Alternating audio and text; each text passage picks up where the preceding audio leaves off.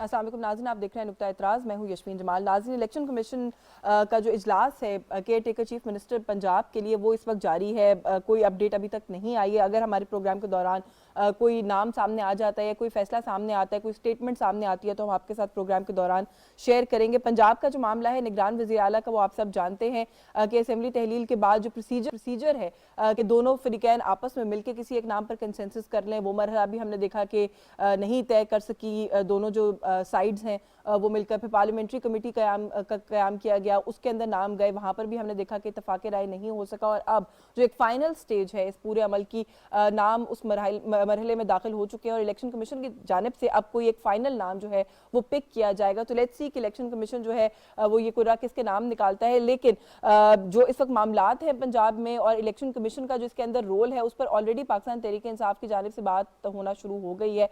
बल्कि अभी parliamentary committee में ही नाम थे, तो उसी दिन परवेज इलाही साहब ने सबसे पहले ये कहा कि हम इलेक्शन कमीशन के दिया हुआ नाम या पिक किया हुआ नाम जो है उस पर राजी नहीं होंगे, हम नहीं मानेंगे। पार्लियामेंट्री कमेटी की मीटिंग के बाद राजा बशारत साहब ने गुफ्तगू करते हुए कहा कि देखना पड़ेगा, अगर आज़ादाना तरीके से इलेक्शन कमीशन ने फैसला किया तो फिर तो ठीक है, वरना शायद हम नहीं मानेंगे, हमें उस पर शुकूक शुबहात होंगे। और आज इमरान खान साहब ने बात करते हुए ये कहा है कि इलेक्शन कमीशन अगर तो कोई ठीक नाम पिक करेगा, उठाएगा, तो फिर तो ठीक है, लेकिन ऐसा लगता नहीं है कि ऐसा होगा और वो जो नाम इलेक्शन कमीशन की जानिब से दिया जाएगा हम उसे कबूल नहीं करेंगे। ये भी कहा कि ऑपोजिशन की तरफ से जो नाम दिए गए उनमें एक नाम ऐसा है जो कि बाकायदा रिजीम चेंज में हमारे खिलाफ इन्वॉल्व था। तो इस पर बात करेंगे कि पाकिस्तान तहरीक इंसाफ को जो नाम ठीक ना लगे, अगर वो ना सिलेक्ट किया जाए तो फिर इसका मतलब ये कि वो आज़ादाना राय नहीं है।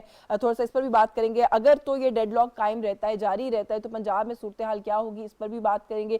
इस वक्त अगर दो सूबों में जो इस वक्त माहौल है, इलेक्शन की तैयारी लगती है, कैंपेन की बात खुद पाकिस्तान तहरीक इंसाफ भी कर रही है, खान साहब ने भी कैंपेन की तैयारी की हिदायत दे दी है, पार्टी को जलसों का स्केड्यूल इशू करने की बात भी कर दी है। उसी तरह पाकिस्तान मुस्लिम लीग नवाज के भी अहम इजलास हो रहे हैं मियां नवाज शरीफ की क़यादत में, और किस तरीके से टिकट डिस्ट्रीब्यूशन होगी, पार्टी के कौन से एरियाज में कौन लोग लीड करेंगे, इन सभी चीज़ों को लेकर बात की जा रही है। और जब ये मीटिंग्स की हम बात करते हैं और मुस्तकबिल के मंजरनामे की बात करते हैं, तो कुछ तल्ख स्टेटमेंट्स भी हम देख रहे हैं कि आ रही हैं दोनों अतराफ से, गिवन देयर पास्ट एक्सपीरियंसेस। हमने देखा है कि कुछ लोगों ने आज ये भी बात कही है और जिसके अंदर प्राइम मिनिस्टर ने भी आज ट्वीट किया है कि नवाज शरीफ साहब के साथ जो है वो बहुत सारी उन्होंने कुर्बानियाँ दी हैं पहले, और उनके साथ जो कुछ हुआ उसके अंदर बहुत सारे मामलात के अंदर इमरान खान साहब इन्वॉल्व थे। तो थोड़ा सा इस पर भी बात करेंगे कि इतनी ज़्यादा पॉलिटिकल पोलराइजेशन है इस वक्त पाकिस्तान में, तो ये सारे मामलात जो हैं वो क्या रुख इख्तियार करेंगे, कहाँ जाएंगे। जो मेहमान शख्सियात हमारे साथ मौजूद है, तारुफ करवा के हम गुफ्तगू का आगाज़ करते हैं। पाक इंसाफ से नुसरत वाहिद साहिबा ने हमें इस्लामाबाद स्टूडियोज़ में ज्वाइन किया। Thank you so much for your time जी, बहुत शुक्रिया, आप तशरीफ लाई। सीनियर जर्नलिस्ट हैं, तजियाकार हैं, एंकर पर्सन हैं, नसरुल्लाह मलिक साहब मौजूद हैं हमारे साथ, बहुत शुक्रिया सर आपका, आपके वक्त के लिए। और पाकिस्तान मुस्लिम लीग नवाज से बैरिस्टर दानियाल चौधरी ने हमें ज्वाइन किया, बहुत शुक्रिया आपका भी दानियाल, आपके वक्त के लिए। मैं मलिक साहब अगर आपसे गुफ्तगू का आगाज़ कर लूँ सर, इस वक्त इलेक्शन कमीशन का इजलास जो है वो जारी है निगरान चीफ मिनिस्टर के लिए, आपकी कोई इसके ऊपर कोई प्रेडिक्शन है या आप जो डिसीजन आता हुआ देख रहे हैं उसको किस तरीके से देख रहे हैं, इस पर भी कमेंट कीजिएगा। और दूसरा ये कि फैसला आने के बाद डेडलॉक खत्म हो सकता है या मजीद बढ़ने का आपको शक है कि बढ़ेगा? देखिए, डेडलॉक खत्म हो जाएगा अगर इमरान खान साहब के दिए गए नामों में से किसी नाम को अनाउंस कर। अब इमरान खान साहब के जो नाम हैं उनमें से किसी को सिलेक्ट ना किया गया और इलेक्शन कमीशन ने अपोजिशन के नामों में से किसी नाम को अनाउंस कर दिया, तो ये डेडलॉक चलता रहेगा। क्योंकि इस फैसला होने से पहले ही पाकिस्तान तहरीक इंसाफ और चौधरी परवेज इलाही ये ऐलान कर चुके हैं कि वो ऐसे फैसले को नहीं मानेंगे। उन्होंने उन नामों के ऊपर तनकीद की है जो अपोजिशन की तरफ से दिए गए हैं। गोया ये मामला फिर अब क्लियर हो चुका है कि अगर नाम इमरान खान साहब की मर्जी का आ गया, मामला आगे बढ़ सकते हैं। अगर उनकी मर्जी का ना आया तो मामला आगे नहीं बढ़ेंगे, अदालतों में जाएंगे, बयानबाजी होगी, मुखालफत होगी। क्योंकि इमरान खान साहब दोनों नामों में से आचीमा और मोहसिन नकवी साहब किसी नाम को मानने को तैयार नहीं है। और आप ये भी देखा कि एक पूरी भरपूर कैंपेन शुरू कर दी गई आचीमा साहब के खिलाफ, मोहसिन नकवी साहब के खिलाफ भी, जबकि दूसरी तरफ मेरे ख्याल में नवीद चीमा साहब या अहमद नवाज वगैरह साहब के खिलाफ कोई इतनी मौसर कैंपेन नहीं चली। अब मुझे लगता ये है कि ये डेडलॉक बढ़ेगा और इस डेडलॉक के नतीजे में महाजराई बढ़ेगी। अफसोस से ये कहना पड़ता है कि इस वक्त मुल्क की सियासी क़यादत को इस बात का इदराक नहीं है कि मुल्क किन हालात से गुजर रहा है। और मैं समझता हूँ ये शाफिया को शायद परवाह भी नहीं है कि मुल्क किन हालात से गुजर रहा है। उन्हें अपनी नंबर स्कोरिंग की पड़ी है। कभी इमरान खान साहब अपोजिशन में होते हुए कौमी असम्बली से बाहर जाते हैं, कभी वापस आने की बात करते हैं। अगर इंतखाबात होते हैं तो सारी सीटों पे खुद इलेक्शन लड़ने की बात करते हैं, हालांकि उन्होंने हलफ भी नहीं पढ़ना। और अगर पंजाब में इलेक्शन दोबारा होते हैं, वो केपी के अंदर होते हैं, तो मेरा सवाल है, हमारे पीटी के भी ज़ोमा उनसे सवाल है, क्या आप सूबे की हुकूमतें बनाएंगे? नहीं। यदि आप सूबे की हुकूमतें नहीं बनाना चाहते, इलेक्शन करवा के भी आप वापस आएंगे, आप फिर असम्बलियां तोड़ देंगे, फिर असम्बलियां तोड़ देंगे। ज्यादा मजाक इस मुल्क की सियासत के साथ पिछले 75 सालों में नहीं हुआ जो पिछले चंद सालों से किया जा रहा है। अब जिम्मेदारी किस पे कितनी है कितनी नहीं है, ये फैसला आप कर लें। बिल्कुल ठीक है। तो आप ये कह रहे हैं कि इलेक्शन कमीशन ने अगर पीटीआई के दिए हुए नामों में से नाम ना लिया तो ये नहीं मानेंगे और ये डेडलॉक जो है ये परसिस्ट करेगा। नुसरत साहिबा, जो एक प्रैक्टिस है, एक ट्रेडिशन है, वो यही है जो अभी हो रहा है, वो प्रोसेस फॉलो हुआ है, इलेक्शन कमीशन के पास नाम चले गए। अब इलेक्शन कमीशन के पास नाम जाने का या किसी भी अथॉरिटी के पास नाम जाने का मतलब ये है कि अब ये उसका प्रेरोगेटिव हो गया कि वो उसमें से कुछ भी पिक कर ले। अब अगर वो नाम वो नहीं होते जो आपने दिए हैं, तो आपकी तो सारी लीडरशिप रिकॉर्ड पे कह चुकी है हम नहीं मानेंगे, तो फिर इस फ्यूटाइल एक्सरसाइज का फायदा क्या है? बिस्मिल्लाहिर्रहमानिर्रहीम, बहुत शुक्रिया अपने प्रोग्राम में मुझे इनवाइट करने का। देखें, जो इम्पॉर्टेंट चीज़ है वो मुल्क की बेहतरी के लिए, अगर हम वही करप्ट लोग दोबारा ला के बिठा दें और वही लोग वही प्रैक्टिसेस बल्कि उससे ज़्यादा कहीं ज़्यादा प्रैक्टिसेस शुरू कर दें, तो मुझे बताइए ये मुल्क की बेहतरी है? ये मुल्क की बेहतरी नहीं है। तो मैं समझती हूँ कि इस वक्त वो इंसान आना चाहिए जो बेदाग हो, एटलीस्ट उसका पास जो है वो इस तरह का। खान साहब अगर एतराज़ कर रहे हैं इन दो नामों के ऊपर, तो जाहिर है कि वो एक आर्गूमेंट भी दे रहे हैं उसके साथ। तो हमें इस वक्त सिर्फ ये इमीडिएट इफेक्ट नहीं सोचना, बल्कि मुल्क और कौम एक या एक दो साल के लिए नहीं होता, इसने इंशाल्लाह हमेशा रहना है। तो यहाँ पे आके अगर ये बात इस तरह की हो जाती है कि हम एक उसी तरह के करप्ट इंसान को लेके आ जाएं जिनसे जान छुड़ाने के लिए 22-25 साल उस आदमी ने सर्व कर दिए, और फिर उसके बाद वही इलेक्शन हो, उसी तरह करप्शन हो जैसे सिंध में हुई है। आपने देखा है बल्दियाती इलेक्शन में क्या हुआ। वो लोग जिनको मेरे ख्याल में 10 और 20 वोट नहीं मिल सकते थे, वो सारे जीते हुए। कैसे जीते हुए? क्योंकि एक दिन पहले से हम देख रहे थे कि बाइक्स पे वो बैग्स चुरा के लेके जाए जा रहे थे और उनको स्टैंप लगा के। जो नैरेटिव है ना कि हर कोई करप्ट है, वो नहीं, हर कोई करप्ट नहीं है। नहीं, देखिए मेरी बात सुने, इस वक्त जो नाम दिए हैं चीफ मिनिस्टर के लिए, उसमें से चले एक नाम पे, दो नाम पे अगर आपको कोई एतराज भी है, उसमें एक नाम तो ऐसा है, ही इज अ जर्नलिस्ट, बड़े वेल रिप्यूटेड, बड़े वेल रिस्पेक्टेड प्राइम मिनिस्टर के बड़े एडवाइजर टाइप चीजें। नहीं, बिल्कुल नकवी साहब तो इस वक्त कोई एडवाइजर नहीं है। मैं ये तो कह रही हूँ कि आप किसी चीज पर तो सेटल करें। आपके लोगों ने डायरेक्टली आकर ये कह दिया कि अगर इनकी लिस्ट में से नाम पिक हुआ तो हम नहीं मानेंगे। तो मैं यही तो कह रही हूँ कि फिर ये इलेक्शन कमीशन के इजलास का इसका सबका क्या? इनकी लिस्ट की बात नहीं है, बात सिर्फ इतनी सी है, क्या उनका पास जो है बेदाग है? नहीं, अगर है तो एक्सेप्ट कर लिया जाए। उसमें सवाल फिर यहाँ पर अगेन ये पैदा होता है ना कि जो जिनका नाम पीटीआई ने दिया वो बेदाग है, और अगर उसके ऊपर फॉर एग्जांपल मैं या कोई XYZ क्वेश्चन करता है, कर ले, निकाल ले। उनका पास तो कोई चीज ऐसी नहीं है ना छुप सके। आजकल तो आप गूगल पे नाम डालें और पूरी हिस्ट्री आपके बता देगा। आपको पता है कि एक नाम ऐसा है ऑपोजिशन की लिस्ट के अंदर जिनके खिलाफ कुछ नहीं मिला, तो उनके खिलाफ मजहबी एक एंगल प्ले करने की कोशिश की गई सोशल मीडिया के ऊपर, विच इज वेरी अनफॉर्चुनेट, सिर्फ इसलिए कि अब कुछ लोगों की राय ये है कि ईगो सेटिस्फैक्शन का मसला है कि जी जो हम कह रहे हैं बस वो होना चाहिए। नहीं, ऐसा नहीं है कि हम हर वक्त यही कहते हैं कि जी हम सही हैं, इस तरह भी नहीं होता। खान साहब आपने देखा है एक वाहिद इस तरह के लीडर हैं जो अमूमन अपनी गलतियां एक्सेप्ट कर रहे होते हैं। वो अमूमन कह रहे होते हैं मेरा गलत नहीं एक्सेप्ट कर रहे नहीं, वो बिल्कुल ये कह रहे होते हैं मेरा गलत फैसला था, मैंने ये गलत किया, या मुझे ये एडवाइस गलत हुई, या मैंने ये गलत फैसला किया, अब मैं इसको अमेंड करके कहीं और कि कोई और रास्ता इख्तियार करूंगा। ऐसा तो नहीं मुझे फिर आपकी बात से यही समझ में आ रहा है कि अगर आज ऑपोजिशन की लिस्ट में से कोई नाम पिक कर लिया जाता है तो आप नहीं मानेंगे? नहीं, ऐसी बात नहीं। हम उसका पास देखेंगे, if they are equivalent not corrupt जिसे कहना चाहिए, तो फिर दे विल बी एक्सेप्टेड। ठीक है, दानियाल चौधरी ने भी हमें ज्वाइन कर लिया, बहुत शुक्रिया दानियाल आपका, आपके वक्त के लिए। सर, आपका क्या ख्याल है इलेक्शन कमीशन की तरफ से, अगर तो आपके दिए हुए नामों में से कोई नाम आज चुन लिया जाता है तो फिर क्या होगी पंजाब में सूरत हाल? नुसरत वाहिद साहिबा कहती है जी कि करप्ट लोग होंगे तो फिर तो जाहिर है हम नहीं मानेंगे। देखें, ये जो करप्शन का नारा लगाने वाले हैं इनसे पूछें कि आपके आज अखबार में और आपके बारे में सबसे पहले क्या चल रहा है कि आप ज़कात और हस्पतालों के पैसे कारोबारों पे लगाते रहे।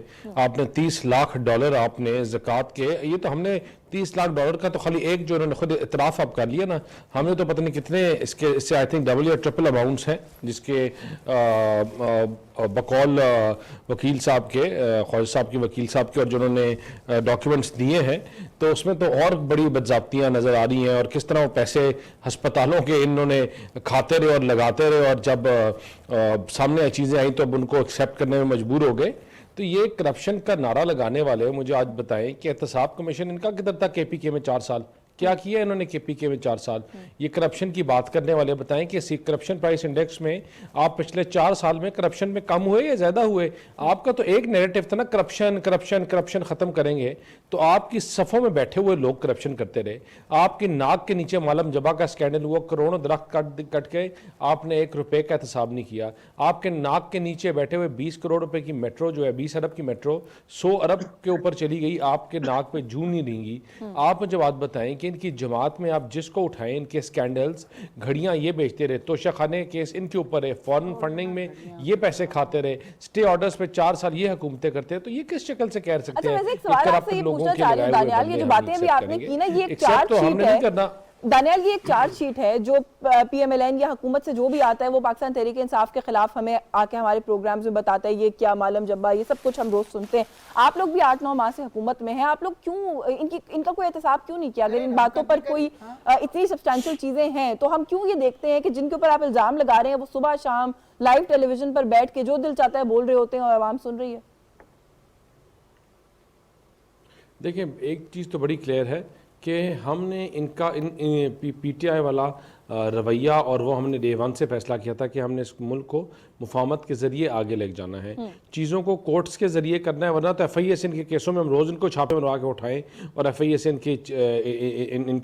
इनसे सच उगलवाएं। लेकिन कोर्ट्स बाज़ दफ़ा अपने प्रोसेस को, ड्यू प्रोसेस को टाइम लगाते हैं। लेकिन मुझे एक चीज़ बताएं कि यशफीन, जूं जूं चीज़ें आगे चलती रही हैं, हम 4-5 महीने तो हमें सेटल होते हुए लग गए, लेकिन जूं जूं चीज़ें आगे चल रही हैं, ये इमरान खान, मैं ये नहीं कह रहा कि भाई कि हुकूमत ये कह रही है और इनका बरक्स उसका व्यू है, ये खुद मानने शुरू हो गए हैं भाई। ये झूठे जो इन्होंने नक्शे मंजूर कराए हुए, जो झूठी जगह लीगलाइज कराते हुए, 600 कनाल पे रहने वाले 300 कनाल का डॉक्यूमेंट्स दे के 600 कनाल, वो बताएं वो कहाँ से आए? ये बताएं लोगों को कि जो आपने अरबों रुपया लोगों का खा गया अस्पताल के नाम पे, वो किधर से आए? जो आपको फॉरेन फंडिंग से बाहर जिसके आप उस पर आई है, तो सारी चीजें साबित हो गई है। फॉरेन फंडिंग में इनको ये नाअहल हो गए हैं। ये आज कोर्ट में माने कि 30 लाख डॉलर जो है हमने ये खाया और हमने कहीं और लगाया, ये खुद मानी हुई चीजें हैं। और जो उनकी KPK में है वो इसलिए क्योंकि एहतसाब कमीशन ने बंद किया रखा। वहां नैब का 4 साल कोई हेड ही नहीं लगाया, कोई बंदा ही नहीं था कि स्क्रूटनी कर सके। प्रोविंशियल ऑटोनॉमी के बाद आपके सूबे खुद मुख्तार है और अपना काम करने के खुद मजाज हैं। देखिए जो इदारे हैं, वो इदारे ने उनके टांगे बाजू काट दिए, उन इदारों को चलने ही नहीं दिया इन्होंने। तो ये तो सिर्फ झूठी बातें, और उनके साथ सवाए इसके इनके पास यशवीन they have nothing more to sell. और जब इनसे किसी चीज का बात करो तो कहते हैं हम करप्शन के खिलाफ निकले हैं। बिल्कुल ठीक है। अच्छा नुसरत, क्योंकि अभी मैं कहती मैं आपकी जाने आती हूँ दोबारा, बट फॉरेन फंडिंग का क्योंकि वो इसलिए कोट करते हैं बिकॉज़ इलेक्शन कमीशन का एक वो है डिसीजन। मैं बिल्कुल आपकी जाने आती हूँ। नसवा मलिक साहब, ये जो बात अभी कर रहे हैं दानियाल, आज इंफॉर्मेशन मिनिस्टर ने भी बड़ी तनकीद की है, जी के खुद एतराफ किया है कि जो पैसे आए थे डोनेशंस की मद में उनको हाउसिंग सोसाइटी में इस्तेमाल किया गया। पाकिस्तान तहरीक इंसाफ के हमारे बहुत से दोस्त और सपोर्टर्स ये कहते हैं जी कि इसमें क्या करप्शन है, ये तो पैसा था इन्वेस्ट किया, अगर इन्वेस्ट किया ट्रस्ट तो इस तरह के पैसे इन्वेस्ट करते रहते हैं, इसमें करप्शन तो कोई नहीं है। देखिए, अगर आप मुझे इजाजत दें तो मैं हमारी मोहतरमा जो इस वक्त बात कर रही थी कि जी प्लीज जरूर निगरान विद्याला के लिए माजी, हाल और मुस्तकबिल देखें। मेरा एक छोटा सा सवाल तो नहीं देखें, माजी देखें। मैं करना चाहता हूँ, परवेज लाई साहब को अगर PMLN में होते और पीपल्स पार्टी में होते या BDM में होते, इमरान खान साहब का यही मौकफ होता। बाबर रवान साहब अगर PDM में होते तो इमरान खान साहब का यही मौकफ होता। अगर शेख रशीद साहब PDM में होते, मुस्लिम लीग नवाज में होते, तो इमरान खान साहब का यही मौकफ होता। यानी ये जितने अफराद हैं जिनके आप नाम लें, यानी उस पे हलीम आदिल शेख साहब, कोई एक नाम ले जो बाकी पार्टियों से खान साहब के पास आए हैं, खान साहब ने इनके बारे में क्या कुछ नहीं कहा हुआ, और खान साहब आजकल भी क्या कुछ नहीं कहते।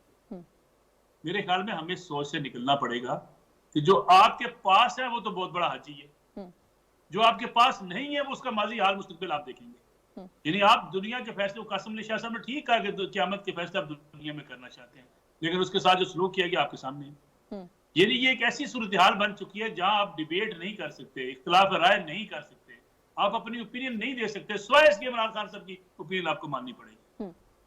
यानी इस सतह पे आप बंद गली में जा चुके हैं।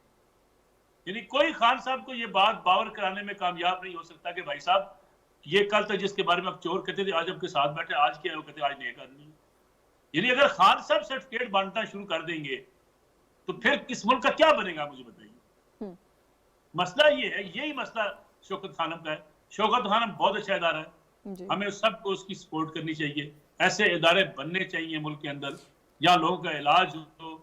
लेकिन सवाल ये, अगर किसी ने ऑब्जेक्ट किया उसके ऊपर कि ज़कात और सदकात के पैसों को इन्वेस्टमेंट में नहीं लगाया जा सकता इसलिए कि ये पैसे जाया हो सकते हैं, इसमें क्या एतराज है? इसमें भी लोग आगे ये कभी हमारे खान ने ऐसे किया वो कर ही नहीं सकता। भाई आपने पैसे लगाए और आप कहते हैं पैसे वापस आगे चले। अब सवाल ये है कि डॉलर की कीमत ऊपर नीचे हुई है, नहीं लगाने चाहिए थे, ये मान लेने में क्या अर्थ है?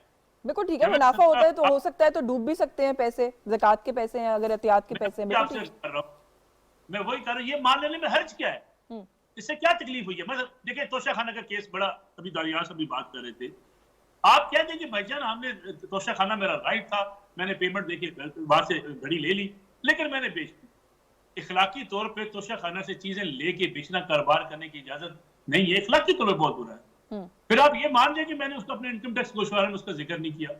यानी आप गलत काम लिख के भी सच्चे होना चाहते हैं। मसला ये आप देखिए मियां नवाज शरीफ को कहते हैं उन्होंने अपने बेटे से तनख्वाह ले लिया, में डिस्क्वालीफाई कर दिया, उसको आज तक आप डंडोरा पीटते हैं। चले मियां नवाज शरीफ के खिलाफ बाकी केस होंगे। यानी आपने शहजाद अकबर साहब ने आपको इतना चूना लगाया, आपको जलील और रुसवा करके रख दिया। हर रोज एक नई फाइल लेके आ जाते थे, प्रेस कॉन्फ्रेंस करते थे। आपने निजी महफिल में बैठ के शहजाद अकबर ने मुझे जलील करा दिया। नहीं, लेकिन देखिए ना उस बात के ऊपर तो अभी नुसरत साहिबा ने कमेंट किया ना, वो कहती हैं खान साहब वाहिद लीडर हैं जो अपनी गलती मान लेते हैं। वो शहजाद अकबर साहब ने वो मेरा ख्याल है क्या 12 अरब डॉलर की रोजाना करप्शन का कैंपेन में एक नैरेटिव बिल्ड किया कि जी वो मनी लॉन्ड्रिंग का एक नैरेटिव बिल्ड किया, और जब हुकूमत में आए तो खान साहब ने कहा जी कि वो हमें गलत फहमी हुई थी। शहजाद अकबर ने मुझे बताया वो रिपोर्ट ठीक नहीं थी। माफी मांगी क्या खान साहब इस बात में माफी मांगी कि 10 अरब रुपए शहबाज शरीफ ने उनको ऑफर की थी? अदालत में गए क्या 35 पंचर का इल्जाम लगा के नजम सेठ की किरदार कुशी करके जाके माफी मांगी कि मैंने इनकी किरदार कुशी की है? क्या इमरान खान साहब ने जो हर रोज करप्शन की बात की उस पे जाके माफी मांगी? क्या 5,000 रुपए अरब रुपए? नहीं देखिए he is a very senior journalist Nusrat, देखिए नहीं he has a right, he has a right to know, he has 3 या 4 लोग एक तरफ हो जाएं और एक खातून को बुला के उनको जो मर्जी मैंने आपकी सारी बात सुनी है, मैं अभी भी आपकी बारी पे आपकी बात सुनूंगी। किस किस्म के आर्गुमेंट्स दे रहे हैं? देखिए मैं एक बात के ऊपर ना मैं हमेशा कहती हूँ कि अपने प्रोग्राम में, आपने वैसे लास्ट टाइम मेरे प्रोग्राम में गरीदा के लिए यही कहा था, देखिए सहाफियों को मेरा ख्याल है आप इस लाइन में खड़ा ना करें। ही is a very senior journalist, a very respectable journalist. और ये वही बात आ गई ना, क्या ये वही बात आ गई ना कि जो आपकी राय से इत्तेफाक नहीं करता तो वो पेड है, वो किसी पार्टी का है। मैंने तो आपने कहा किसी पार्टी की है बात, तो आपने गरीदा को लास्ट टाइम मेरे शो पे कहा तो नहीं, नहीं मेरे प्रोग्राम में बिल्कुल हुई आपके साथ ये बात, प्लीज इस तरह से ना करें। सिर्फ अभी जो गुफ्तगू की है मलिक साहब ने उसमें एक पहला पॉइंट उन्होंने ये रेज किया कि आपने कहा करप्ट नहीं होना चाहिए। परवेज इलाही को पंजाब का सबसे बड़ा डाकू खान साहब ने कहा आज वो आपके साथ हैं। शेख रशीद साहब के लिए कहा मैं अपना चपरासी भी ना रखूं, आज वो आपके साथ है। बाबर अवान साहब के बारे में क्या कुछ कहा जाता हुआ होगा, और जो मलिक साहब ने कहा वो अगर इनकी जब आज पीडीएम के साथ होते तो आप लोग क्या राय दे रहे होते? तो फिर इनका करप्शन का टेस्ट कैसे किया आप लोगों ने अपनी जमात में लेने? करप्शन का टेस्ट नहीं किया, हमें पाकिस्तानी लेने थे और पाकिस्तानी ही लिए, बाहर से अमेरिकन तो नहीं लेके आने थे या ब्रिटिश लोग तो नहीं लेके आने थे। दूसरी बात ये है कि मतलब बात तो सही है ना, करप्शन आप एक जगह पे रह के कर रहे हैं, हाँ। उसके बाद जब अब इस पार्टी में आ रहे हैं तो क्या आप वहाँ पे कर रहे हैं करप्शन? एक चीज़ ये बहुत ज़्यादा काउंट होती है कि जब आपका लीडर करप्शन नहीं कर रहा, इन लोगों ने जो मर्जी निकाल लिया, तोशा खाना और पता नहीं क्या क्या चीज़ें। आप मुझे बताएं जो हॉस्पिटल बनाने के लिए पैसे लिए या फॉरेन फंडिंग की जिसकी बात करें, उसमें 2 पर्चियाँ निकली हैं ऐसी, जो एक बंदा इसराइली कंपनी में काम करता था और वहाँ से उसने $100 दिए थे, तो वो इसराइली मदद आ गई वहाँ से। एक आदमी है जिसकी इंडियन बीवी है और उसके अकाउंट से पैसा आया तो वो इंडियन हो गया। तो इस तरह फॉरेन अकाउंट 40,000 रसीदें दी, ये लोग दे सकते हैं 1 रुपया भी, एक पैसा नहीं। लेकिन आप ये परवेज इलाही साहब के बारे में ये कह रही है कि जब इधर आगे तो करप्शन करे कि नहीं करे, तो फिर बाय दैट स्टैंडर्ड तो जो नाम अभी ऑपोजिशन ने दिए हैं निगरान वजीर आला के लिए, उसमें तो आपको कोई एतराज नहीं चाहिए, वो दोनों किसी पॉलिटिकल पार्टी से नहीं है। बेशक तो करप्शन क्या इधर किधर क्या करनी या कहीं क्या करनी, वो तो हुकूमतों का हिस्सा ही नहीं रहे कभी। बिल्कुल नहीं रहे, लेकिन क्या होती नहीं करप्शन अदरवाइज भी? अगर ये तो मतलब ये तो कोई बात नहीं है, अगर वो ये कह रहे हैं खान साहब इस बात के ऊपर एग्री हैं कि ये लोग नहीं है इस काबिल, तो ये लोग नहीं है इस काबिल, हम तो यही कहेंगे। हम ये बात नहीं करेंगे कि कौन क्या कह रहा है और कौन क्या नहीं कह रहा। तो इस तरह की बातें नहीं करनी मुझे चाहिए। छोटे से सवाल का जवाब दे दें, ये जो बात अभी आप कह रही हैं, खान साहब अगर ये कह रहे हैं, खान साहब ने तो चीफ इलेक्शन कमिश्नर को पता नहीं क्या क्या कह दिया है, मुझे तो भूल भी गया क्या क्या कह दिया है। मुझे ये बताइए कि जो चीफ इलेक्शन कमिश्नर, एक निगरान वज़ीर आला का इंतखाब आपके ख्याल में अहल नहीं है, नहीं कर सकता, वो गलत ही बंदा चूज करेगा, आप लोगों ने पहले से वर्डिक्ट दे दिया है, वो इलेक्शन कैसे कराएगा? उसका हुआ हुआ इलेक्शन आप कैसे मानेंगे?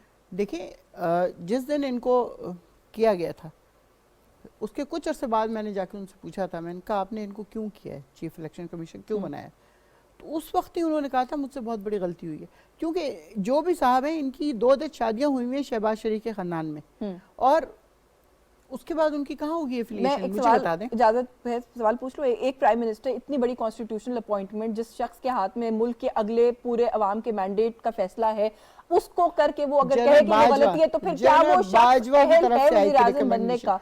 जनरल बाजवा की तरफ से मैम, रिकमेंडेशन मैंने इमरान खान साहब का इंटरव्यू खुद किया 2018 के इलेक्शन से पहले मेरे प्रोग्राम में। उन्होंने कहा कि मजाल नहीं होगी किसी की, अगर मैं वज़ीर आज़म हूं, कि मेरे कामों में इंटरफेयर बात होती है। तो खान साहब कहते जब कुछ है, आते हैं, कुछ है। नहीं, खान साहब नहीं कहते कुछ और है। वो पहली दफा हुकूमत में आ रहे थे, इससे पहले उन्होंने कभी कोई गवर्नमेंट जॉब भी नहीं की थी, आपको पता है। वो कभी भी किसी गवर्नमेंट जॉब में नहीं रहे।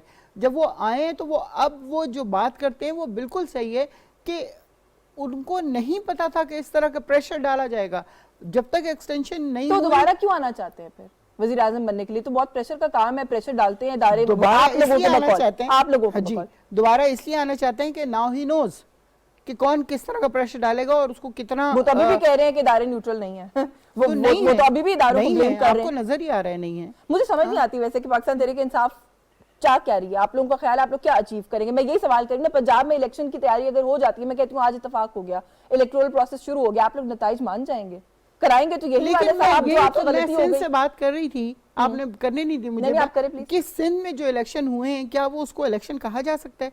वो लोग जिन्हें 10 से 20 वोट नहीं मिल सकते थे, वो एक दिन पहले बैग चुरा चुरा के ले गए, उस पर सारे स्टैम्प्स लगाए, उसके बाद रिजल्ट अभी तक नहीं आया। याद रहे, 5 से 6 से 7 दिन हो गए, रिजल्ट अभी तक नहीं आया। वो क्या ऐसा वो कर रहे हैं कि जो रिजल्ट नहीं आया? वो सब अपनी हिमायत में कर रहे हैं। जितनों में रिकाउंटिंग हुई है उसमें पीटीआई जीत रही है, उसको रुकवा दिया गया वहां पे। जी, फिर मेरा सवाल फिर, अच्छा चलो मैं आपकी जानिब दोबारा आती हूँ। दानियाल, आपने अभी नुसरत साहिबा की गुफ्तगू सुनी है, मेरी रहनुमाई और मेरी मदद करें आप भी और मलिक साहब भी। ये जो सारी सूरत हाल है, डेडलॉक खत्म होगा इस मुल्क में? मेरा तो बड़ा सादा सा एज ए पाकिस्तानी सवाल है, आप 3 पॉलिटिकल पार्टीज की लड़ाई में इस मुल्क के अवाम का क्या कसूर है? दानियाल।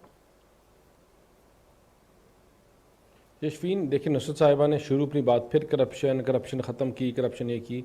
मुझे पहले यहाँ से आगे बढ़ने से पहले मुझे खाली नैब एहतसाब कमीशन का जो हेड था KPK में 4 साल, उसका नाम बता देंगी ये?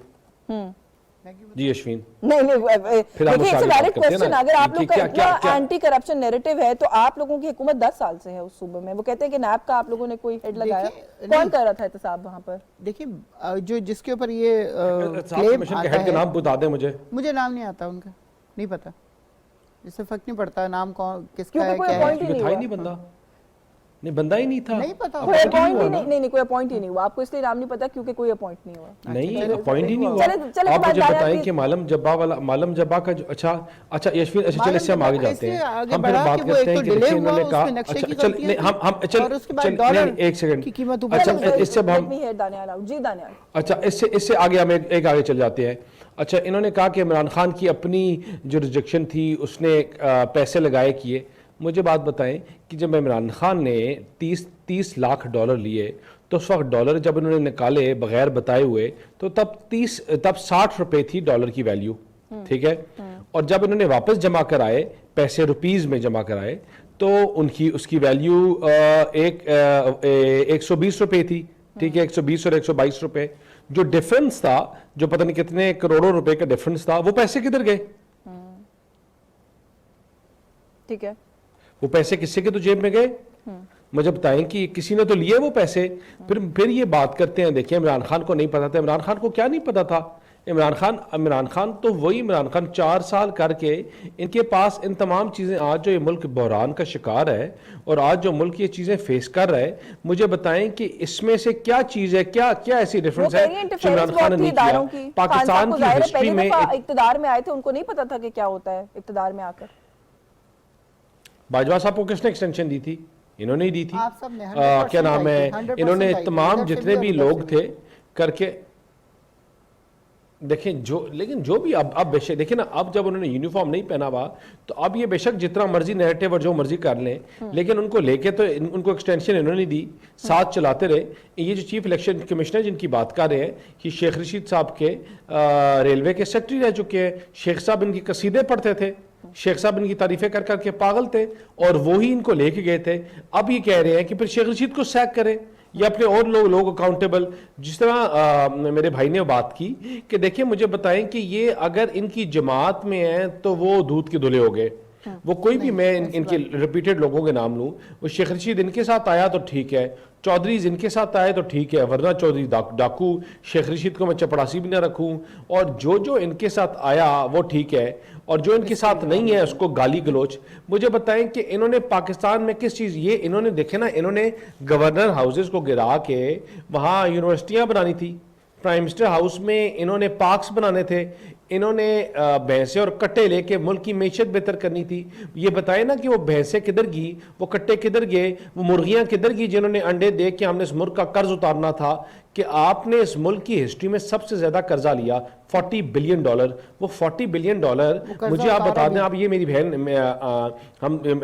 हम एक शहर के ऑलमोस्ट, मैं भी, मेरा थोड़ा सी दूर इनसे शहर है रावलपिंडी, तो मुझे खाली बता दें कि $40 बिलियन लिए, उससे इस्लामाबाद का एक पुल, मुझे अभी बता दें कि दानियाल हमने ये पुल बनाया है 4 साल में कंप्लीट किया है। मैं कहूंगा यार आपने क्रेजी काम किया है, आपने जितना काम किया किसी और हुकूमत ने नहीं किया। मुझे 4 साल में एक पुल जो इन्होंने कंप्लीट किया उसका नाम बता दें। इस्लामाबाद में फेडरल था ना, कैपिटल था इनके पास थी, मुझे एक नाम बता दें। बिल्कुल, मुझे एक ब्रेक का कहा जा रहा है, ब्रेक से वापस आके मैं बिल्कुल आपसे जवाब भी लूंगी। नसरुल्लाह मलिक साहब से भी थोड़ा लेंगे, क्योंकि अब ये भी कहा जा रहा है पीटीआई की तरफ से कि इलेक्शन कराओ, मुल्क बचाओ मुहिम का आगाज करने के लिए खान साहब ने हिदायत जारी कर दी है। अब ये क्या किस तरह अनफोल्ड होगी, इस पर भी बात करेंगे। इस ब्रेक के बाद हमारे साथ रही।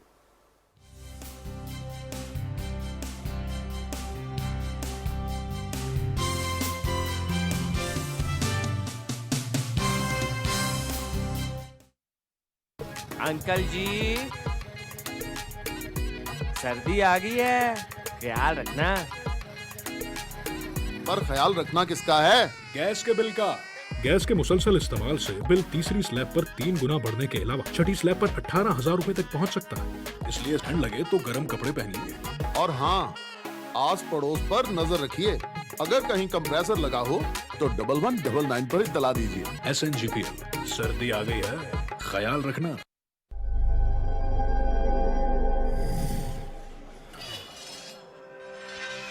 तवानाई और बचत, पाकिस्तान की जरूरत, आपका हर कदम पाकिस्तान के लिए अहम।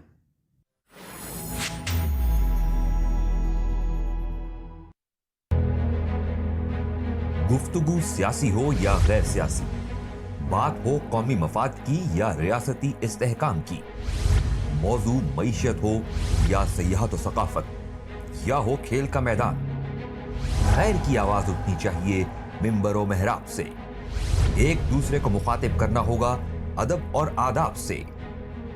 कैसे होंगे हल अवामी मसाइल, क्या होना चाहिए मीडिया का किरदार, देखिए चौथा सुतून जुमा, हफ्ता और इतवार, सिर्फ PTV न्यूज पर।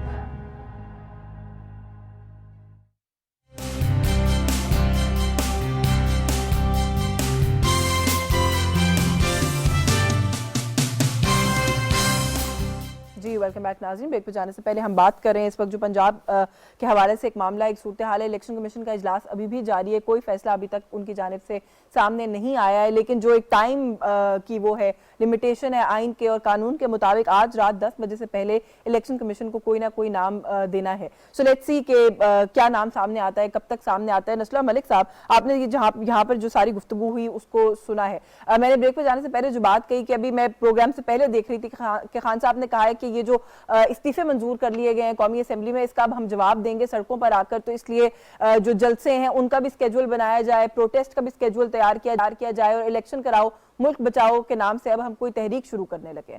तो सर ये फिर से तहरीक शुरू हो जाएगी, इलेक्शन कैंपेन होगी या एहतजाज होगा, क्या होगा?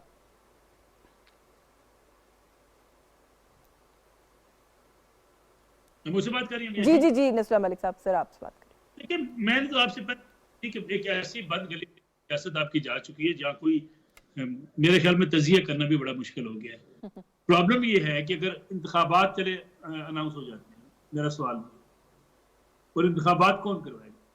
इलेक्शन कमीशन को उठाना पड़ेगा, इसलिए कि इमरान खान साहब इलेक्शन कमीशन ऑफ पाकिस्तान के चीफ इलेक्शन कमीशन को जो कुछ कह चुके हैं, मेरे ख्याल में वो आपको मैं यहाँ दोहरा ही नहीं सकता। फिर इमरान खान साहब का मुतालबा भी निगरान सेटअप पे हो जाएगा। निगरान सेटअप को कौन मानेगा? क्या इमरान खान साहब और शहबाज शरीफ साहब निगरान वज़ीर आज़म पर इत्तेफाक कर लेंगे? बिल्कुल इत्तेफाक नहीं। प्रॉब्लम ये है कि जब तक आप ये बात मानने को तैयार ही ना हो कि हमने मसाइल का हल निकालना है, आप एक पॉपुलैरिटी के जोन में आप कहते हैं मैं बड़ा पॉपुलर आदमी हूं इसलिए मेरी सारी बातें मानिए। मुझे एक बात बताइए, जैसे भी हुआ चले अदम एतमाद की तैयारी कामयाब होगी, क्या वजीर आजम पाकिस्तान के पास आर्मी चीफ लगाने का इख्तियार है या इमरान खान साहब के पास था? पाकिस्तान के पास यानी इस पे इमरान खान साहब की मैं आपको 10 बयान अभी निकाल के चला सकती हैं आप पाकिस्तान टेलीविजन पर, इसमें खान साहब ने कहा ये आर्मी चीफ कैसे लगाए। यानी वो ये इख्तियार भी वज़ीर आज़म को देने को तैयार नहीं थे कि आर्मी नया आर्मी चीफ की तकर्री जो है वो शहबाज शरीफ साहब कर रहे। एक हल जो मुझे नजर आता है, या तो ये कि खान साहब को कुछ समझाए कि मुल्क की सियासत कैसे चलनी है, मिल बैठे रास्ता निकाले, या सारी सियासी जमातें रिजाइन करें, इमरान खान साहब को हुकूमत दें और पूरे का पूरा ईमान उनको दें, वरना ये मुल्क अब आगे नहीं चल सकता। लिख लें ये, आज ये स्टेट का टेलीविजन है, मैं इसके ऊपर आपसे ये बात करता हूँ, ये इससे आगे नहीं चल सकता, ये सिस्टम नहीं चलने देंगे। वो समझते हैं कि मैं पॉपुलर आदमी हूँ, मैंने अमेरिका के खिलाफ बयानिया बना दिया, मुझे बहुत पजीराई मिल गई है, अब मैं किसी शख्स की बात मानने को तैयार नहीं। मसला ये है कि इलेक्शन कौन करवाएगा, निगरान सेटअप कौन लेके आएगा। फिर इमरान खान साहब ने कहना ये जितने तबादले हुए करो तबादले, इस पे वो इतराज करेंगे। लेकिन जो लोग पंजाब के अंदर एक तकर्री निगरान सेटअप की जो है वो नहीं कर सकते, वो उनसे मामला कैसे आपस में बैठ के तय? यही सवाल तो मैं समझने की कोशिश कर रही हूँ कि जो लोग ये केयरटेकर सीएम नहीं लगा सकते मिलकर, वो इलेक्टोरल पूरा अमल कैसे कराएंगे और जो नतीजा आएगा उसको मानेंगे कैसे? अभी हमारी मोहतरमा है, मैं बड़ा इनका एहतराम करता हूँ, इस मुल्क की सियासत को दानियाल साहब भी तशरीफ रखते हैं, इस मुल्क की सियासत को वहां पहुंचा दिया गया जहां लोगों ने सियासत से भाग जाए। आप मुझे बताइए, इमरान खान साहब इक़्तिदार में आए, उससे पहले हुकूमतें आती रही, सिविल और फौजी हुकूमत आती रही, किसी ने सोचा कि इस मुल्क का इलेक्शन आम आदमी से कितना दूर किया जा रहा है? आपको क्यों जरूरत पड़ती है बड़े बड़े एटीएम मशीनों की हर सियासी जमात को? इसलिए कि 15 से 20 करोड़ 30 करोड़ रुपए का आपने इलेक्शन कर दिया। 30 करोड़ रुपए इलेक्शन लगा के आने वाला बंदा इस मुल्क में खाक कानून साजी करेगा गरीब आदमी के लिए। हर सियासी जमात के अंदर एटीएम मशीनें जो है वो इस वक्त गलबा हासिल कर चुकी है। सरमायादार को टिकट मिलता है, किसी कारकुन को टिकट नहीं मिलता। मैं अगर लिस्ट मोहतरमा के सामने रख दूं ना कि सेनेट की सीटें पीपल्स पार्टी ने, नून लीग ने और पाकिस्तान तहरीक इंसाफ ने किसी किसी डिवाइड की थी, आपकी आंखें खुल जाएंगी। मोर देन 90% सरमायादारों को पाकिस्तान तहरीक इंसाफ ने टिकट्स दी जो आपने खुद देनी थी। अच्छा, लेकिन कुछ चीजों के ऊपर मलिक साहब, अब ये पाकिस्तान तहरीक इंसाफ का फिर अगेन एक नैरेटिव है, वो कहते हैं जी कि हम जो ईसीपी के ऊपर इल्जाम लगा रहे हैं या हम जो शकूक शुबहात रेज कर रहे हैं, कराची में अभी बल्दियाती इलेक्शन में क्या हुआ है, ये मतलब ये पाकिस्तान तहरीक इंसाफ का सवाल है। असद उमर साहब ने कहा जी कल अदम करार दे दे। मेरा सवाल भी सुन लें। मैं ये भी बात मानता हूँ हमारे इलेक्शन प्रोसेस में ये एक खराबी है कि जहाँ जिसके पास ताकत होती है वो उसके अपने मसल्स को दिखा लेता है, ये होता है हमारे। लेकिन ये बात मान लेनी चाहिए कि पीटीआई ने कराची में नाकिस कारकर्दगी का मुजाहरा किया है, उसको भी माने। चले आपसे 2 सीटें छीन ली होंगी, 3 छीनी की होंगी, 5 छीनी की होंगी। सवाल ये है कि आपकी इस वक्त आप बलदियाती निजाम की बात करते हैं, इमरान खान साहब को तो बलदियाती निजाम की बात ही नहीं करनी चाहिए। पंजाब के अंदर ये इक़्तिदार में आए, इस नारे पे आए कि बलदियाती निजाम को मजबूत करेंगे और मैं जो है वो बुनियादी सतह पे सियासत का कायल हूँ। आपने एक एग्जीक्यूटिव ऑर्डर के जरिए पंजाब के सारे बलदियाती इदारे तोड़ दिए। आपने 4 साल तक पंजाब में बलदियाती इदारों को काम नहीं करने दिया ताकि लोगों के मसाइल हल ना हो सके। फिर यहाँ बलदियाती इदारों की बात करते हैं। फिर उसके बाद आपने क्या किया? केपीके के अंदर आपने इलेक्शन करवाए, जहां शहरी इलाकों में वोट जीत सकते थे वहां आपने जमाती करवा दिए, जहां से आप हार सकते थे देही इलाकों में वहां आपने गैर जमाती करवा। यानी आप जुबान से कुछ कहते हैं करते कुछ हैं। आप बलदियाती निजाम पे यकीन ही नहीं रखते।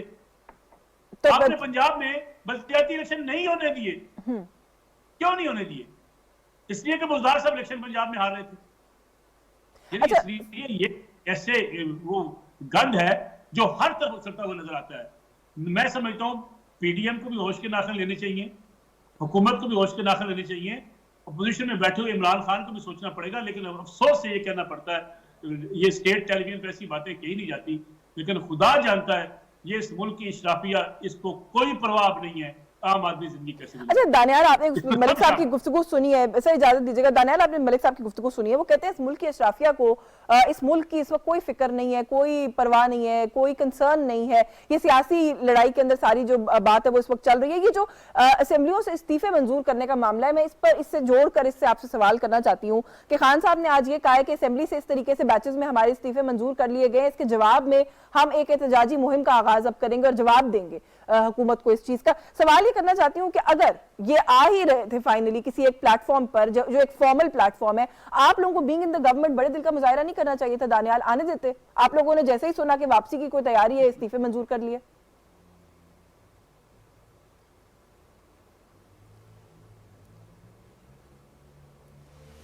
दानियाल, मैं आपसे सवाल कर रही हूँ, आपको मेरी आवाज आ रही है दानियाल?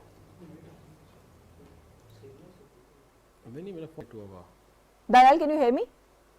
नहीं, मेरे ख्याल दानियाल को आवाज नहीं आ रही है। अच्छा, मलिक साहब जो बात कर रहे थे, नुसरत साहिबा, ये वो कहते हैं मुल्क की अशराफिया को मुल्क की कोई फिक्र नहीं है, उसके अंदर सारी सियासी जमातें वो कहते हैं बराबर हैं, आप भी उसके साथ शामिल है। Don't you agree? Don't you agree? बिल्कुल, मैं बाकायदगी से उनकी गुफ्तगू सुन भी रही थी और आज थोड़ा सा लिख भी रही थी, लिखती नहीं हूँ मैं। इन्होंने कहा कि इलेक्शन जो है आम आदमी से बहुत दूर होता जा रहा है। ठीक है, मैं इसका जवाब ये देना चाहती हूँ, इलेक्शन तो एक बिल्कुल डिफरेंट चीज़ है। क्या इनको पता है कि रोटी कितनी दूर होती जा रही है, किस तरह लोग लाइनों में लग के किस तरह वो अपनी ज़िंदगी गुजार रहे हैं, कि उसमें मर रहे हैं लोग, ख़वातीन, पर्दे वाली बुरके वाली ख़वातीन वो मर्दों के बीच में पिस के वो जा रही हैं ख़रीदने, ये नहीं कि मुफ्त मिल रहा है, ख़रीदने, लेकिन नहीं मिल रहा उनको। तो इन चीज़ों के ऊपर तवज्जो देनी चाहिए या इलेक्शन जल्दी से हो जाए? होना चाहिए, इलेक्शन होना चाहिए, लेकिन साफ शफाफ। एक कराची और सिंध की तरह का इलेक्शन नहीं होना चाहिए। तो आप लोगों का मुतालबा है, आप लोग कहते हैं सब कुछ भूल जाए, इलेक्शन करा दें बस। नहीं, ऐसे कैसे भूल जाएं? हम यही कहते हैं ना, साफ ईवीएम जो थी वो क्यों थी हमारी, इसीलिए थी ना कि साफ शफाफ इलेक्शन हो जाए। अच्छा, फिर उन्होंने कहा कि ये बताइए कि जो आपकी पार्टी में आया वो धुल गया, पीछे वो जो था वो तो बहुत ही मतलब करप्ट था और यू टर्न लेते हैं खान साहब। तो मैं सिर्फ ये बताना चाहती हूँ कि आप लोगों ने यू टर्न नहीं लिया। ये 13 जमातें एक साथ हुई हुई हैं, ये नैब किसने बनाई थी? इन दोनों ने ही बनाई थी ना, सारे मुकदमे इन दोनों ने ही किए थे ना। जरदारी 11 साल अंदर रहा, उसकी ज़बान काटी गई, किसने की थी? ये सब मुकदमे एक दूसरे के बना के सजाएं देते रहे, सब कुछ होते रहे। ये जो आप बात करी ना, मलिक साहब एज अ जर्नलिस्ट या मैं एज अ जर्नलिस्ट ये सवाल क्यों पूछते हैं? ये सवाल इसलिए पूछते हैं कि आप लोगों ने अपने आप को एज अ पार्टी इंट्रोड्यूस किया कि आप लोगों से ज्यादा साफ और शफाफ तो कोई है नहीं, ये सारे चोर डाकू हैं। तो फिर आप लोग इनसे कंपेयर क्यों करते हैं अपने आप को? इसलिए फिर ये कंपैरिजन एज अ जर्नलिस्ट तो मैं नहीं मानूंगी ना। देखें, आप इसको माने या नहीं माने, लेकिन ये फैक्ट है। ये यू टर्न की बात जब हमारे ऊपर आती है तो क्यों ना मैं बताऊं कि वो 13 जमातें जो एक दूसरे को, तो फिर जो वो कर रही हैं वो आप भी कर रहे हैं। फिर जो वो 13 जमातें कर, वो अब जो लोग आप माजी में जिनको करप्ट कहते रहे, आज आपने अपने साथ मिला लिया, बिल्कुल मिला लिया। मैं ये बात यही इस उसमें रेफरेंस में कर रही हूँ कि हम मिला लें तो हमें वो तांगा पार्टी उसका ताना दिया जाता रहेगा, पता नहीं क्या क्या दिया जाता रहेगा। आप तो पता नहीं क्या क्या कुछ करते रहे। मैं तो वजह बता रही हूँ आपको, वजह बता रही हूँ कि ताना क्यों दिया जाता है। इसीलिए दिया जाता है कि आप लोगों ने नैरेटिव और जो बात थी वो तो हमारा हाय है। आप ये देखें, ये कह रहे हैं कि इन्होंने क्या किया, कोई पुल बनाया। मैं थोड़ा सा आपको पढ़ के सुनाना चाहती हूँ। ऑडियो जो है वो हमारी कनेक्टेड नहीं थी, वो आगे आई वुड लाइक बिल्कुल। मैं सिर्फ आपको ये बताना चाहती हूँ, कोरोना जैसी आफत के बावजूद 3.5 साल की इमरान खान की कारकर्दगी सिर्फ सुन ले। एहसास किफ़ायत प्रोग्राम, लंगर खाने, शेल्टर होम्स, राशन कार्ड, किसान कार्ड, सेहत इंसाफ कार्ड, एहसास स्कॉलरशिप, इंसाफ आफ्टरनून स्कूल, इंसाफ माजूर बुजुर्ग कार्ड, मजदूर कार्ड, रोशन डिजिटल प्रोग्राम, खिदमत ई मरकज़ का क़याम, नैब का बाइख्तियार बनाना, रास प्रोग्राम, सीरत यूनिवर्सिटी का क़याम। मतलब एक लंबी लिस्ट है। मुझे बताएं कि वो उन 3.5 सालों में कोरोना के बावजूद वो आदमी वो कुछ सोचता रहा जो उससे पहले डेवलपमेंट में और वेलफेयर प्रोग्राम्स में फर्क होता है। डेवलपमेंट उस वक्त ही होती जब हमारे पास पैसा होता है। आपको पता है कर्जा लिया गया और वो कर्जा, ज्यादातर कर्जा इनका कर्जा उतारने के लिए लिया गया। चले मुझे जाने दो दानियाल, क्योंकि वो उनकी टर्न पे मैं आपके पास आ गई थी, आवाज का हमारा टेक्निकल इशू चल रहा था। दानियाल, आपने गुफ्तगू सुनी, आप कुछ मुस्कुरा भी रहे हैं, ऐड करना चाहते हैं जरूर करें। और मैंने सवाल उस वक्त आपके लिए ये छोड़ा था, आपसे हमारा राब्ता मुनक़ता हो गया था कि सर 35 जो अभी इस्तीफे मंजूर हुए उसको लेके बड़ी अब एक वो है क्रिटिसिज्म आ रही है पाकिस्तान तहरीक इंसाफ की तरफ से। जी अब तो टोटल 80 हो गए ना, पुराने भी अगर हम शामिल कर लें बीच में। तो आप लोगों को अगर ये वापसी की तैयारी कर रहे थे पार्लियामेंट, तो इनको आने नहीं देना चाहिए था? आपको नहीं लगता कि थोड़ी सी आइस ब्रेकिंग हो सकती थी? यशवीन, मुझे बीच में तो कोई गुफ्तगू नहीं सुनी, मैंने सुनी, लेकिन ये जो लास्ट कुछ उनकी बातें सुनी, मुझे खाली ये बता दें कि देखें, ये फिर वही बात करते हैं कि तनकीद बराए तनकीद, कि तनकीद बराए अगर इस्लाह करें ये, तो आप मुझे बता दें कि क्या बेहतरी का हल था, ये क्या इन्होंने क्या किया और क्या कर सकते हैं, ये चीज़ें हालात किस तरह बेहतर कर सकते हैं, या किस तरह करते थे, मुझे बताएं। इन्होंने इनकी जमात को ना, मेरी बहन है लेकिन इनकी जमात को वर्बल डायरिया हो जाता है जब इनसे कोई सवाल पूछो, क्योंकि जो उन्हें रट्टा होता है वो सारा सुना देते हैं। मुझे बताएं कि आपने जितने भी प्रोग्राम्स गिनवाए हैं, ये तो सारे, देखिए यशवीन, ये तो सारे हमारे प्रोग्राम्स के नाम चेंज कर दिए। नाम चेंज करना, सुबह मैं आपका नाम अली रख दूं और मेरे को मैंने अली हायर कर लिया, ओहो भाई, आपने जो काम, जो दूसरी जमातों के वो लोग काम चल रहे हैं, कर रहे हैं, आपने उसके सेहत के कार्ड्स के नाम चेंज कर दिए, आपने तमाम चीज़ों के नाम कर दिए, और आपने एक साथ इसमें इन्होंने एक बड़ी अच्छी बोली कि नैब को बाइख्तियार किया। तो मेरी बहन को सुप्रीम कोर्ट्स की वो जजमेंट्स पढ़ लें, जहां सिकंदर देखो यार, सुप्रीम कोर्ट की जजमेंट्स पढ़ लें कि जहां इन्होंने आपके अपना जजेस ने क्या लिखा। वो लिख रहे हैं कि NAB is an institution used for arm twisting, institution used for Khawaja Saad Rafique के केस में, उसमें कि फॉर पॉलिटिकल विक्टिमाइजेशन, ये इन्हीं का बनाया हुआ नैब, इन्हीं के बनाए हुए केसेस सारे उड़ के चले गए। देखिए, पॉलिटिकल इंजीनियरिंग और आर्म ट्विस्टिंग एग्जैक्टली वर्ड्स लिखे गए। तो लेकिन ये चलें, ये बातें भी पीछे रह जाती हैं। मुझे यशवीन खाली ये बता दें कि जब पूरा मुल्क आपका डूबा हुआ था, ये किस मुंह से बातें करते हैं, जब दुनिया पाकिस्तान के साथ खड़े होने की बात कर रही थी। लोग कह रहे थे कि आज Pakistan is in need, 1/3 of the countries under water. इनकी जमात क्या कर रही थी और ये क्या कर रहे थे? ये कंटेनर पे खड़े हुए नाच गाने, स्टेजेस, यहाँ लोगों की मैयतें पड़ी हुई थी और ये लोगों को कह रहे थे कि हम 1 करोड़ बंदा लेके आ रहे हैं इस्लामाबाद को, हुकूमत को उठा के फेंकने के लिए, इस्तीफे लेने आ रहे थे, दे के चले गए। मुझे बताएं, आप लोग सैलाब को बेच रहे हैं दुनिया में जाके, यू आर यूजिंग इट, आप उसको और 1 अरब रुपए देना चाहते हैं, तो इन लोगों ने अभी तक लिस्ट नहीं भेजी है। हम यशवीन, हम नहीं बेच रहे, हम उन लोगों के लिए कर रहे हैं कि जो पाकिस्तान में जिन लोगों का जरिया मौज, घर बार सब तबाह हो गया, सब पानी में निकल गया, सब चीजें निकल गई, उनके लिए किसी ने तो कुछ करना है ना। ओवर $30 बिलियन आपको चाहिए उनको रिहेबिलिटेट करने के लिए, उसके काम के लिए, उन चीजों को। ये तो अभी भी इनकी देखें ना, इनकी तो तमाम नैरेटिव था, वो 10 दिन बाद बैसाखियों पे आ गया। ये तब्दीली का नारा लगाने वाले 10 दिन बाद बैसाखियां ढूंढने शुरू हो गए, और आज भी ये वाहिद हुकूमत है, आज भी बैसाखियां ढूंढ रहे हैं, कोई इनको और अच्छी बैसाखियां मिल जाए जिसके ऊपर अपना वजन डाल सके। इन्होंने ना कुछ किया, ना ये कर सकते हैं, ना इन्होंने 4 साल सवाए झूठे वादों के इन्होंने नहीं किया। इनसे तो एक पुल का नाम नहीं आप बता सकेंगे आपको, क्योंकि इन्होंने कोई काम किया ही नहीं है। इन्होंने बनी हुई गलियां, इन्होंने सिर्फ ये किया कि गलियां, बनी हुई गलियां तोड़ के दोबारा बना दी। मुझे बताएं कि पुल क्यों बने? पुल इसलिए, मुझे बात है बिनीत, जब ये $3 बिलियन की खातिर में पूरा मुल्क खरीद दिया, मुझे बताएं कि सीपैक क्या था? सीपैक $60 बिलियन का प्रोजेक्ट जो था, you took it halt, it was not working. आप उसको बनाते, आप उसको पूरा करते, आप अपने इकोनॉमिक कॉरिडोर्स को पूरा करते, आप वहां इंडस्ट्री लगाते 4 साल में। हमने इनको सरप्लस बिजली दे के गए, हमने सरप्लस बिजली दी कि महंगी बिजली आप इस्तेमाल करें सीपैक के प्रोग्राम्स में, और जो आप फैक्ट्रियां बनाएंगे सस्ती बिजली दे सार्फिन को। बिनेश, इन्होंने बिजली जितनी इस्तेमाल हो रही थी उससे 1 यूनिट भी नहीं बढ़ा सके कि यार इन्होंने कोई इंडस्ट्री नहीं लगाई 4 साल में। जो चीजें चल रही थी वो वहीं बंद रही, और ऊपर से ये हमारे ऊपर एक बोझ आ गया कि आपने अब उस सरप्लस के फालतू पैसे देने हैं, क्योंकि आपने बिजली तो बन रही है। अब मुझे बताया कि इन्होंने इस मुल्क को प्रोग्रेसिव पाकिस्तान बनाना था, इन्होंने पाकिस्तान को आगे लेके जाना था। वही ना, उन राजा रेंटल थे, ये थे, वो थे, वो कहते हैं never argue with a fool, certain word I don't want to use it, they bring it to your level and then they defeat you. ये उस बात का जो बात हो रही होती है उसका लेवल इतना गिरा देते हैं, इतना गिरा देते हैं कि ताने, गंदी बात और गाली गलोच के अलावा रहता ही नहीं है। जिनकी जमात का वतीरा, ये तो मेरी बहन है, मैं इनको नहीं कह रहा, लेकिन मैं इनकी जमात का वतीरा बता रहा हूं। मैं अब आपसे पूछ रही हूँ, ये सारी बातें आपकी इन पे तनकीद, इनकी आप पे तनकीद, सब मैंने सुन ली, सारी अपनी जगह पर। मुझे बताएं इस मुल्क के अवाम के लिए वे आउट क्या है? ये पॉलिटिकल डेडलॉक चलता रहेगा, इलेक्शन होंगे, इलेक्शन नहीं मानेंगे, इलेक्शन मानेंगे, पता नहीं, आई डोंट अंडरस्टैंड। मेरे लिए तो ये माइंड बॉगलिंग है। आपके ये सिचुएशन में से वे आउट क्या है दानियाल?